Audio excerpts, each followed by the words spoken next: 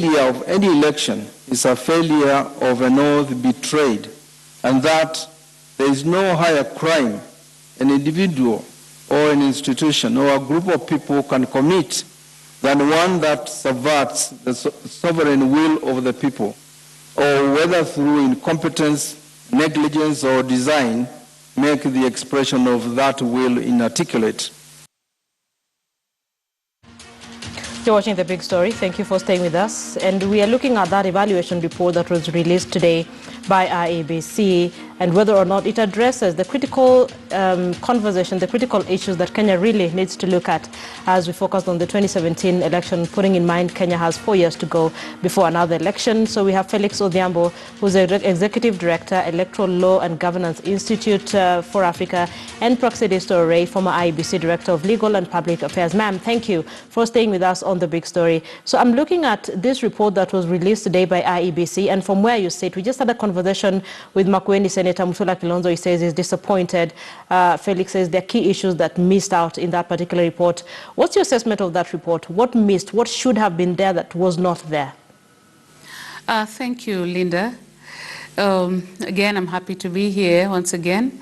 And I would like to say that this period, post-election period, is very critical for the electoral management body and the country as a whole. So as a result of that, we need to look at every aspect of the election.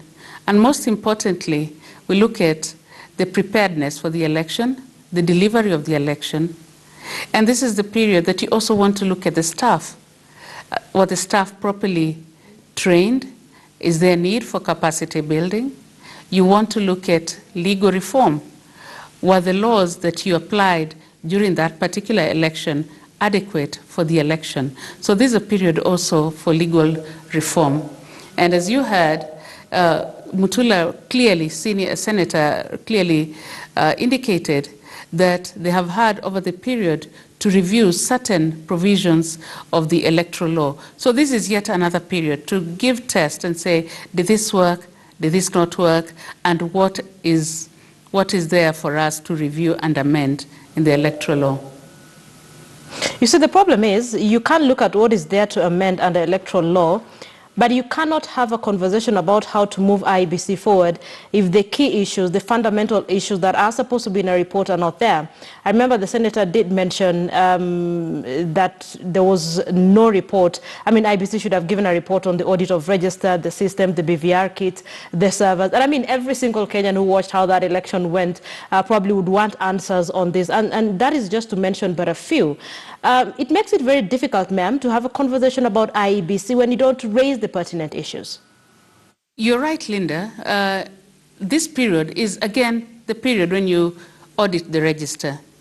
You audit the tools that were used, the BVR kits. You audit all the systems. But then again, in terms of auditing the register, we also need funding. All the systems may need funding. I'm not certain exactly whether IEBC has had the requisite support in terms of funding to enable it to carry out the post-election audit. But it is a process. This may be the initial report that gives gaps and shows the gaps, and we start working on the particular gaps. But importantly, there's also public trust, citizen trust in the system, and also the persons governing the elections. So the report is one thing, Mr. Odhiambo, but then, like she mentioned, there's the issue of citizen trust, and you had the former CJ there saying you have people casting their vote, and then when you get to, in the evening, computers and learned people forget how to count.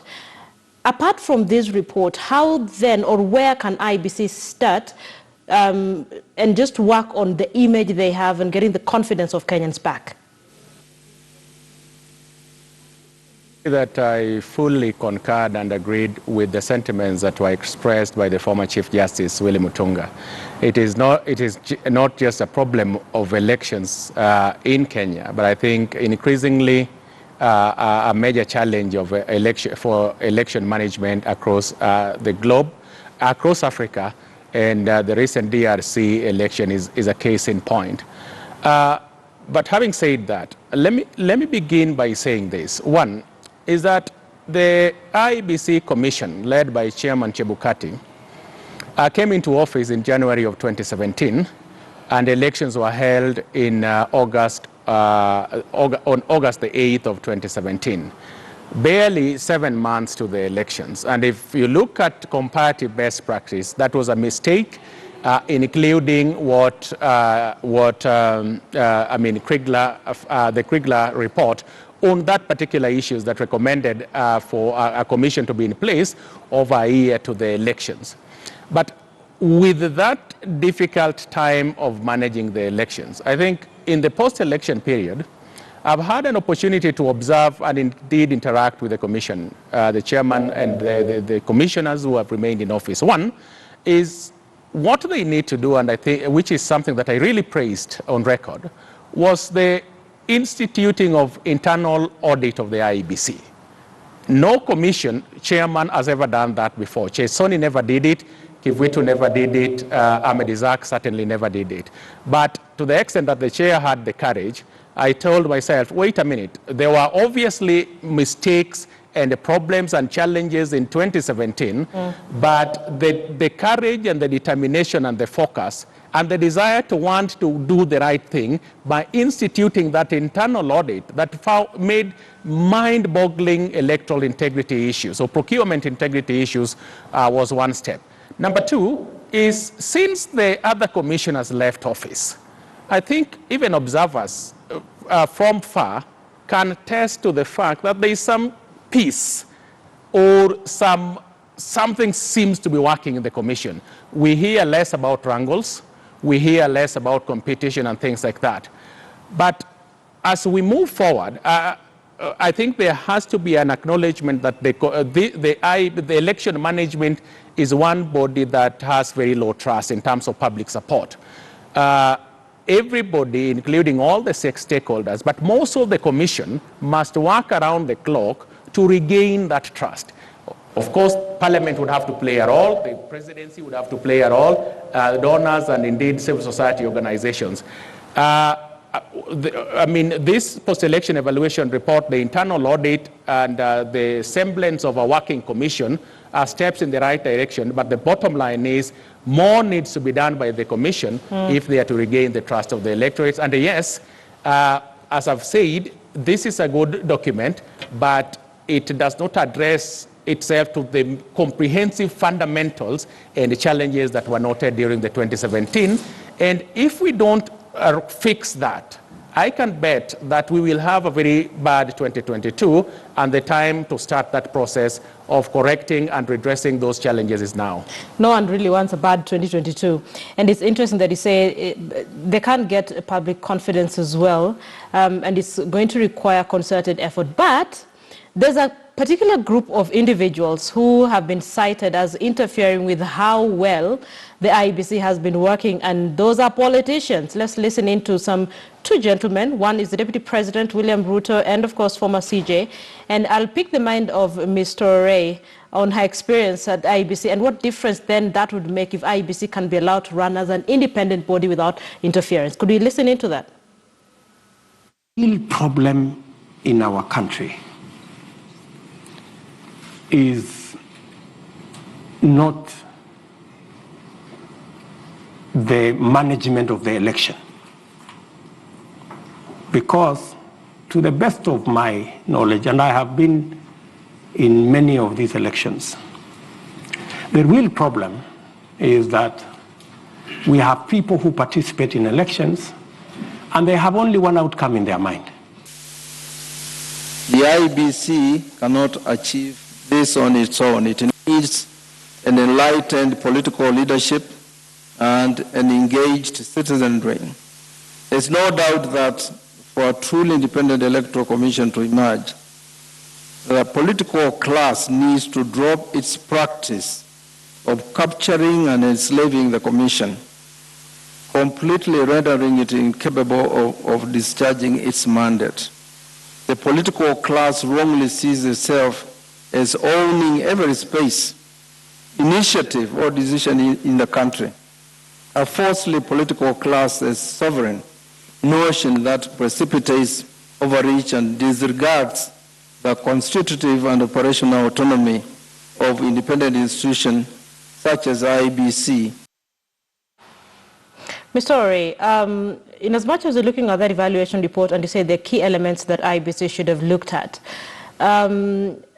the interference that has been cited by politicians and political parties on IEBC was largely to blame. As Mr. Odhiambo puts it, you had an IEBC that came in 7 months before an election. So talk to me about the difference this would make if IEBC was to be allowed to run on its own as an independent body, so that we can avoid the scenario that we've seen in the country within a year or so ago. Thank you, Linda. One thing I would like to point out is actually IEBC is an independent body, whereas appointment of commissioners is through a political process. We must appreciate that the independence of the commission cannot be challenged per se, because decisions are made by the commissioners without any interference. But what has been raised by Mr. Odhiambo, which is true, is that the period within which they are appointed into office may then affect proper running of a commission. That is because the members of the commission, the commissioners, come from different backgrounds, and a number of them may not have interacted with elections. So there is need for the period for them to familiarize themselves with election management and come up with the procedures, familiarize themselves with the procedures, and then conduct the elections. And that is where the challenge then arises, because they don't have enough time to be inducted, and immediately they're plunged into the election. And that is where some of the challenges come in. And perhaps that's what we witnessed the last time, pitting the CEO against the commissioners, because there is this push and pull before you can get to understand how well to work as a team. But yes? No, go on. Yes, but it's a question of governance, I should say. So it's important that commissioners are appointed at least 2 years before an election, as had been recommended by Kriegler. This will enable them to also build a strong team together that they can soldier on together.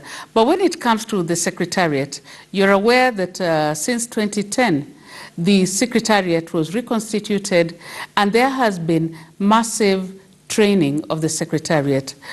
As it is now, however, most of the senior managers or management of the Secretariat have also left, and there's need to continually improve training and bringing up other officers to help manage the elections in Kenya. And of course, there's the challenge of commissioners coming in at the same time, and then their term also ending at the same time. Staggering the appointment of commissioners helps with continuity.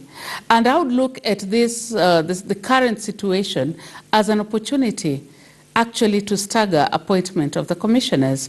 Perhaps this is the time to replace the commissioners who had resigned, such that by the time the term of the serving commissioners come to an end, then the other commissioners will be continuing as new commissioners come on board. That will strengthen the electoral management body. I love how you've cleverly avoided that political question. Felix, if you can hear me, so what next? The report is out. There are key issues that a couple of people wanted to see in that report. It's now not there. We're still waiting for an external audit. What next on the pathway to an IEBC that people can have confidence in? First of all, let me take you back a bit and to say that I concur fully with what the former Chief Justice has said. In a simple and plain term, that is interference that he spoke about is called state capture, or the prevalence of the deep state in the electoral process.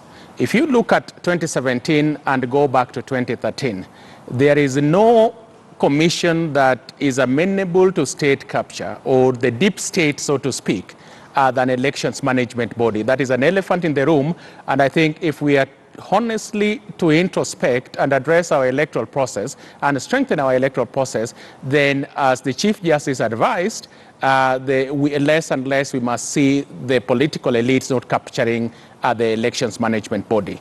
Now, what next? There has to be a concerted and collaborative effort to try and implement some of the indeed very good recommendations that were made in this report. The issues, for example, of staggering the commission, I think a perfect opportunity has arisen. We have 3 commissioners in place. If you appoint 4 commissioners now, these commissioners will exist. The 3 who are present now, I think in 2023, and the ones who are appointed now, we shall have achieved that. I remember staggering of the commission was in the first draft of the IEBC Act of 2011, and it is Parliament, I think the 10th Parliament is the one that actually removed that. The question of integrity in the election process. There are still serious audit queries that were raised that implicated especially some of the procurement issues. If we are to reduce the cost of elections, that was a recommendation that was made. Then we must deal with the question as to why is it that elections in Kenya is 2,700 shillings and elections in the United States as a superpower is 100 shillings only. Now, you cannot talk about a recommendation that was made here on staggering elections, holding the presidential elections separate from the county elections, when the cost of election is that exorbitant. The 2017 election alone the tax, IEBC, I think it was 54 billion shillings. Now, the repeat election, I think, was in the neighborhood of 30 billion shillings. Now, you cannot talk about staggering elections if the cost of holding one election remains exorbitant and high. But finally, I think Parliament must move with speed. The Justice and Legal Affairs Committee and the chair who was present today made a commitment that he will make sure that he fast-track and expedite the processes of enacting election reforms, including regulations for the referendum. And I think that is a step in the right direction. Implementation of this post-election report will require concerted and collaborative efforts. All right, that's a good place to end it. Ma'am, you get the final word from outside looking in. Which way for IEBC? Under a minute. Thank you very much. I think the other thing that IEBC has to continue embracing is networking with political parties, engaging the public, and also bringing everybody on board, including Parliament, so that they can understand the circumstances under which IEBC operates, and continue improvement in terms of technology, strategy, and review process. Thank you. Thank you so much for your time, for being part of the big story this evening, Ms. Praxidis Torore, former IEBC Director of Legal and Public Affairs. We also had Felix Odhiambo, who's Executive Director, Electoral Law and Governance Institute for Africa. Very big thank you as well to Makueni Senator Mutula Kilonzo Jr., who spoke to my colleague Duncan Khaemba. I'm Linda Ogutu. Have a good night.